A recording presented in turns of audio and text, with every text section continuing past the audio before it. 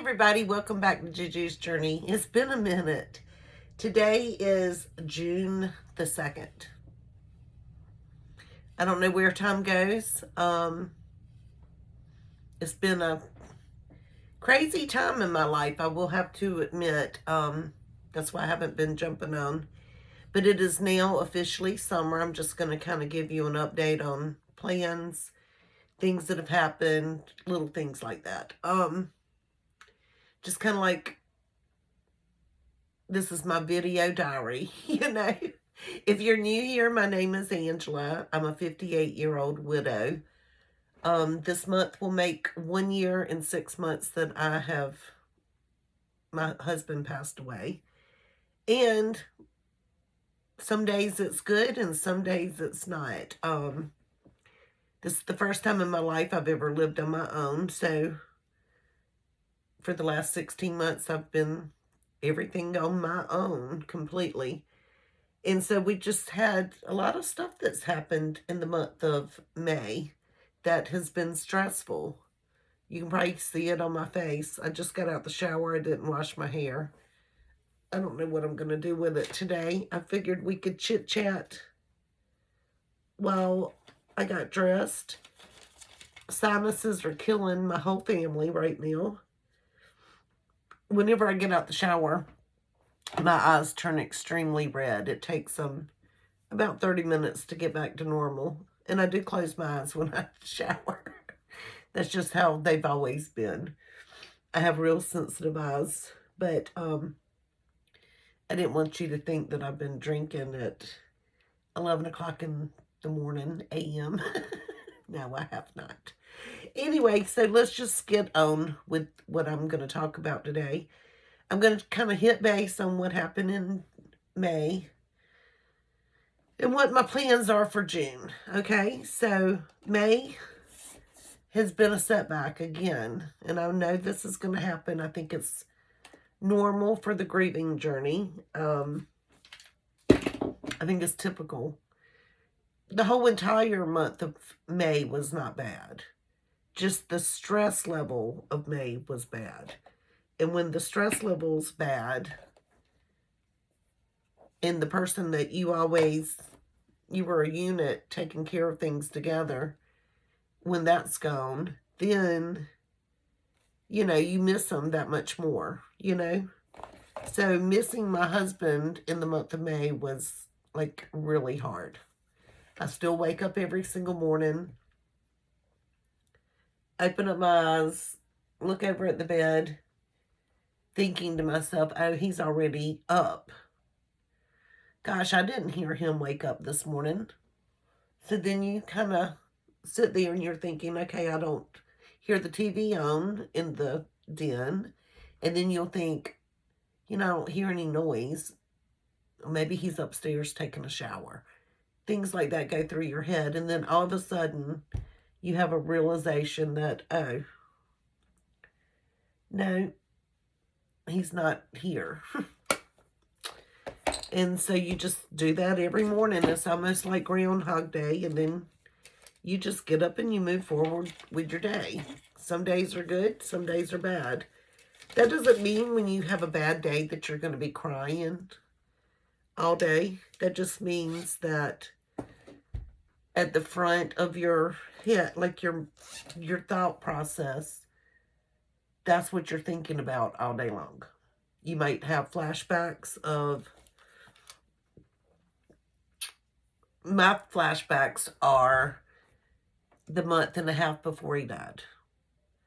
Us trying to pretend like everything was okay and that he was going to be okay, and beating myself up for not letting him share what he wanted to share with me.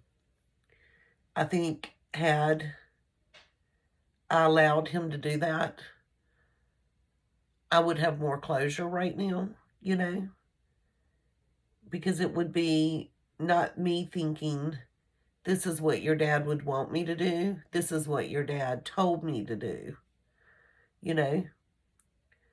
He wanted to go through everything that was his personally, things that I would not want, and he wanted to go ahead and give them to his children. And I'm like, why are you giving your stuff away? You're going to be fine. Like, don't do that. That's like giving up. Don't do that. And he would say, well, let me at least tell you what I want them to have. And I'm like, no, you're going to be just fine. And so that's how we were rolling for the month and a half that he was alive. I had no idea he was as sick as he was. I guess deep down he knew. He knew he was that sick. Even when they told me to, bring him to the hospital and we will admit him and go ahead and get all of these tests done that they wanted to do because everything was taking so long to schedule. He told me on the way to the hospital, I'm not coming home. And I'm like, of course you're coming home. All they're going to do, Sid, is do all the tests that are taking 2 months to schedule. And they're going to put you in the hospital for the weekend, and you're going to get all of the tests done. And you'll be home on Monday. Like, of course. Quit stressing, And I guess he, of course, knew. He didn't stress about it too much. I remember overhearing him talk to himself. And this is probably one of the hardest things that I remember, is he was in his recliner watching television, and he didn't realize I had walked into the room, and he said, so what is it like? You just are sitting here and then all of a sudden you're dead? Like, how does that happen? And I heard him say that. Of course, I went to the next room and I started crying because I knew he thought it was that serious, but I knew I had to be strong and I couldn't let him down. And I thought what I was doing was the right thing. But now looking back on it, I think I should have sat down with him and cried. And we could have cried together.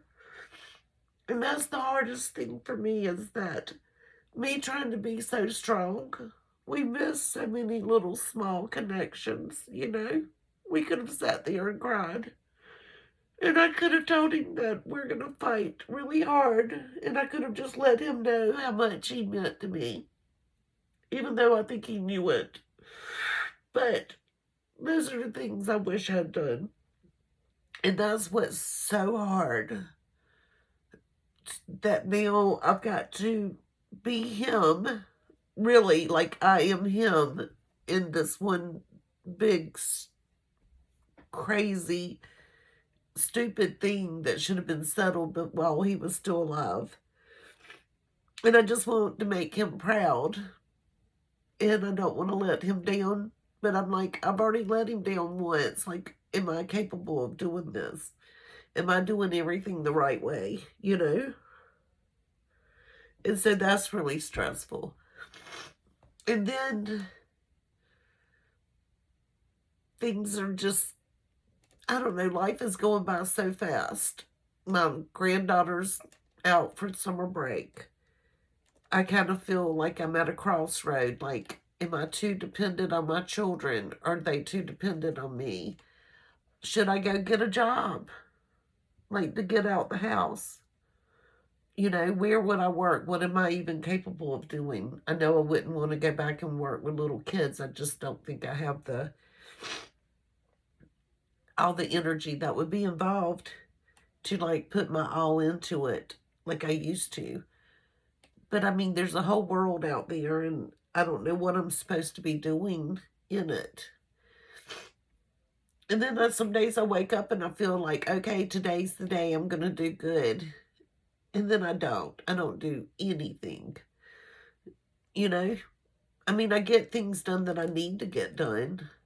But there's no moving forward. It's just like snail's pace. And I think I'm sabotaging myself on purpose. I don't think I'm giving myself permission to be happy or move on and have dreams. Because I don't think I've ever had a dream where I was by myself.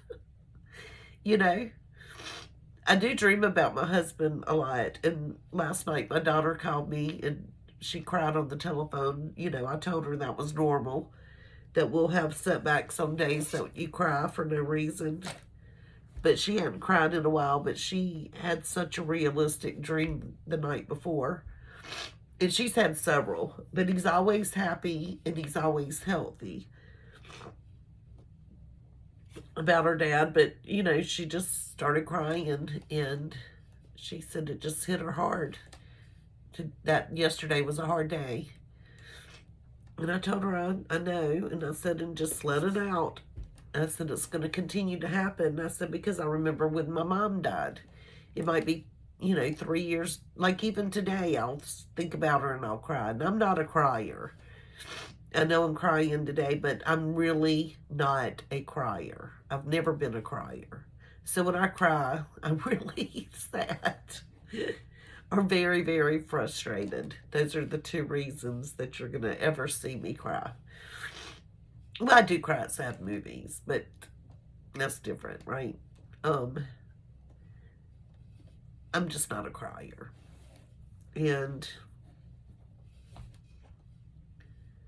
But I'm giving myself permission to show the emotion that I feel, I guess. But, so that's a heavy burden, trying to be him under a very stressful situation. Because I've got to look out for my children and their future on this generational property that has been passed down from generation to generation. And just because my husband's deceased shouldn't mean that he gets the crappiest part of the generational whatever, because he's got 5 children. You know, why should they be crapped out? You know? I don't know. It just really makes no sense to me. And my feelings have been hurt because I couldn't believe that I've been in this in this family for, what, 32 years of marriage, and then, so, like, almost 35 years of being really in this family that apparently I'm looked upon as some wicked person that wants to come in and take family heritage away from people that it belongs to. No, it belongs to my husband. And my husband and I already had plans in our will on how we were going to leave our stuff. You know? Just because you don't know how to, you haven't done anything correct in managing your mother's estate is not my problem. But I am Sid, my husband, and I'm going to look out for his best interest and the best interest of his children. I have no desire for me personally. I mean, of course, I'll live there with my children and enjoy it just like I would have with my husband, but all of my kids are his. Like, I'm not going out. I don't know. I've already made up my mind how it would work. It's going to have to be in some type of trust anyway, because I don't think it should ever, I think it should always be passed back down to the bloodline. That's just my feeling on it. That's the way it should have been originally, when their mother, who was not a bloodline, inherited it from her husband, right? Same difference. But of course it was okay for her to have it, just not me. And there's one thing about me, I'm not a gold digger, a backstabber, anything like that. I've always wanted things done fair and square and everybody get along to get along. You know, we did have one family member that was all about him. And those are his children. He's deceased, are the ones that are acting just like he did. You know? I don't know. It's just a crazy world you live in. And people shouldn't be greedy. But sometimes when I think about, like, why do you even care? Like, so what? It's just land, right? Well, once you get rid of land, you can't get it back, you know? But I honestly don't think that if somebody was trying to take something that was rightfully yours from you, God would want you just to give it to them and say, here, I come in peace. Take whatever you would like. No, I think he would want you to stand your ground. As long as your ground, you're trying to do things fairly. Like you're not trying to get something that shouldn't and wouldn't or couldn't ever be yours. If you're trying to steal something or take something, manipulate the world in order for you to get something that shouldn't be yours, then yeah, that's wrong. But to make sure that things are done fairly, I think God would want you to stand your ground. So that's all I'm going to say about that. But that's been a big burden the whole month of May. And I did get past it. Like, when things happen, you just dwell on certain things. And I couldn't, for like the first 2 weeks of May, that's all I could think about was, something silly happened. And I was like, here, they can't do that. They cannot do that. No, no, no, no, no. And just silly, silly things. And I'm just looking at my calendar. And then it's on that wall. I know it's crazy, but I look at the calendar to kind of spark things that have happened.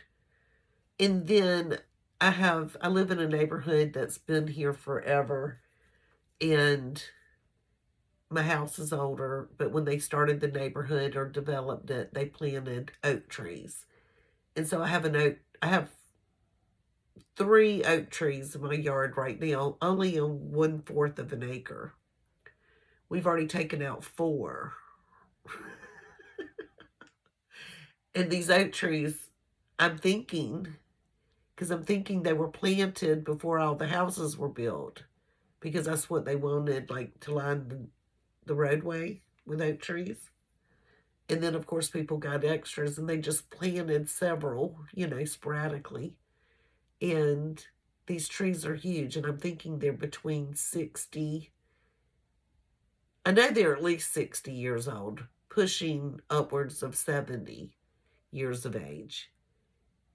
And we had a storm and one of those trees fell. Well, my insurance isn't going to take care of it. I think a $500 payment for a removal of a tree. But with my deductible, of course, that wouldn't be worth it. Of course, it took out my chain link fence. The whole tree didn't fall, just a huge limb. So 2 huge limbs, one in my yard and one in my neighbor's yard, which actually did damage to their little building. And when I say a limb, we're not talking about a limb. I don't know if y'all ever are familiar with oak trees, but one limb is like a fully matured, the biggest pine tree you've ever seen width around. Like one branch is like that. And then if it's, even bigger. And then if it's like a branch that comes out and then goes out like this, it's almost like one branch is 2 different trees. It's just crazy. And we had a thunderstorm, and I think the tree was struck by lightning, and it split the top of the tree half and half. And part of it's in my yard, part was in my neighbor's yard. Well, we have a tree cutting service person. He's an arborist. That's my neighbor. And he's always taken out the trees that we've needed. And he's expensive, but he has all the equipment. But I'm thinking I'm not going to be able to use him. But I've got to save up money. My son-in-laws took out the tree branch. It took them 7 hours to clean everything up. And they were working nonstop. That's how big this tree is, right? And I've got to get an estimate to get that tree removed, because I think it's a rotten tree, and I think we're just going to have more issues. And so I need to do that. And then I need to start saving money for it. I'm not going to take it out of my emergency fund. I'm trying to build my emergency fund up. So for the next couple of months. I think I'm just going to do different in my cash stuffing. I know I will stuff this coming Sunday because I've already planned on it. Like, I've already marked my little, what are they called? The trackers. And I said, yeah, I'll just go ahead and do it on Sunday. And then start on the 14th of not stuffing every category. There are some categories that are mandatory that I have no choice but to stuff. But the rest of it, I think I'm just going to tuck. Whatever I would stuff, I'm going to put in a different envelope and save up for that tree removal. Because I don't want to unstuff all the hard work that I've done. And to have that whole tree removed and everything done like it should, it's going to cost $5,000, $6,000, possibly $7,000. And that's going to take me a while to save up. I think I'm going to use a different company. I may not even get the stump ground at this time. My son-in-law did buy the fence material to repair my fence. I did have somebody put in a patch kind of deal. They dropped the limb. Half of it was hanging from the tree and leaning, and it was kind of dangerous. So I did have the tree people across the street to drop it. And they did all the removal for my neighbors, and it was, you know, a big mess. But while they were doing that, they dropped that limb and patched my fence for me, and that was $200. And I took it out of adventure and entertainment because I had not used entertainment this whole entire year. And adventure, I had a little bit, like I have $70 left in adventure. I had let that build up. So that's where I chose to pull the money from so it wouldn't affect my savings that I've worked so hard to try to build. But today's a new month, right? Yesterday was June 1st. That was all last month's problems. I've got to stay focused. I've got to be positive. I need to start. I haven't gotten back into the Bible devotion like I should. I need to really focus on being positive, not letting negativity bring me down. I think when that happens, my grief gets even more amplified. I need to just try to be positive and do everything I can to try to be the best person I can be, you know. On a great note, my best friend's birthday was this past Friday, and I did go over and hang out with her, and we had a wonderful time.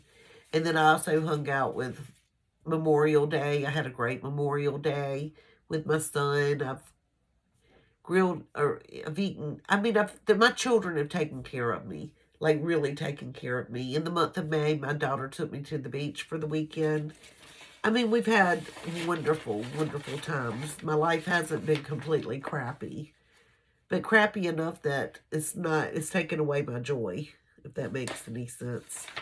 But I am going to be able to, I did a consolidation, cash consolidation, I guess is what it's called, or placeholders in my cash wallets. And so if you're familiar with the budgeting technique that I use a zero-based budget, and I also stuff my cash envelopes. And when money accumulates, like let's say if it gets to $100, you can pull that money and you put you put a placeholder in its place. And I've got fake money to put in its place. So if I pull 100, then I'll put a fake 100 in its place. So I know how much money I actually have in the bank instead of keeping all the cash at my house. So whenever I did all of that, whenever I condensed my envelopes, I'm able to take $2,850 and deposit and that money is going to be transferred to my Ally account. And my Ally account is going to give me like 3.1 or 3.3% interest. And then once I get it transferred to my Ally account, I have buckets. And so I can say, I can take the money that I transferred over and put $450 to house insurance. $350 will go into car insurance. $500 in house taxes. $700 in car taxes. Pets and vets in that bucket's going to receive $200. And I'll work it all down so that whole $2,850 is saved in its proper category.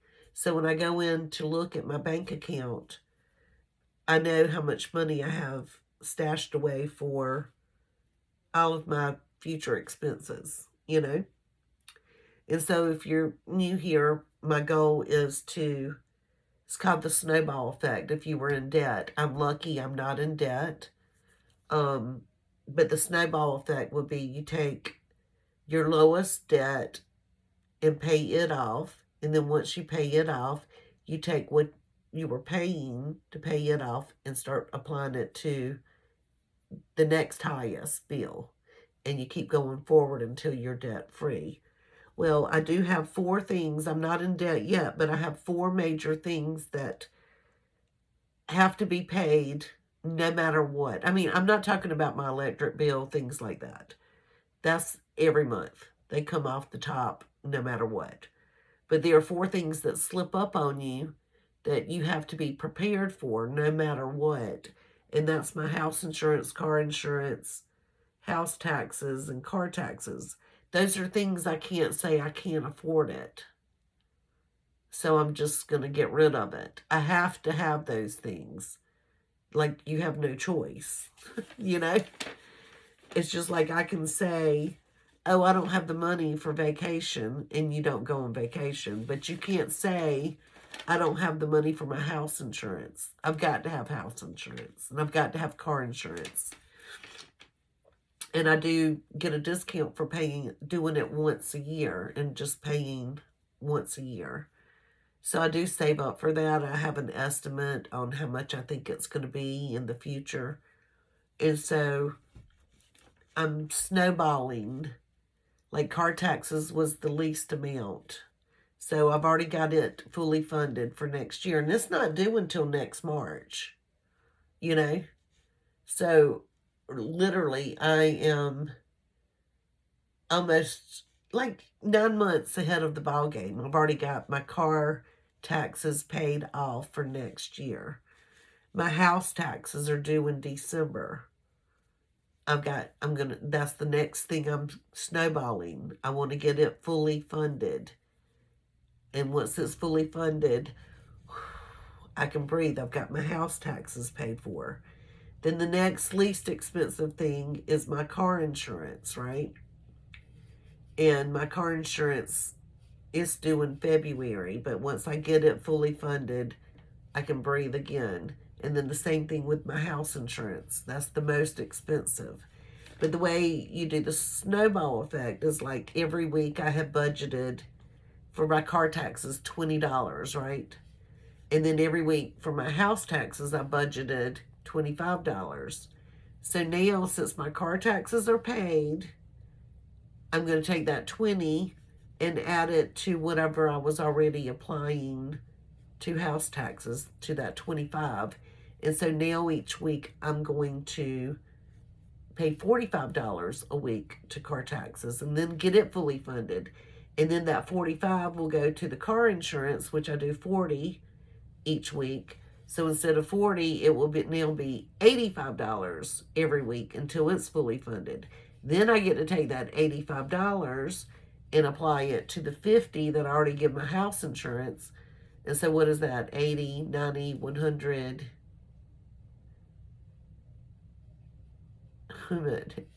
20 is 100. 10. Okay, $135 a week will go to house insurance, and I can get it fully funded. And once I get those 3 things fully funded, a big weight is going to be lifted off my shoulders. And then once I get, there are certain categories that I'm still going to stuff just so I can keep moving at my snail's rate, because I'm on a very tight income. That's why I kind of think I need to get a job.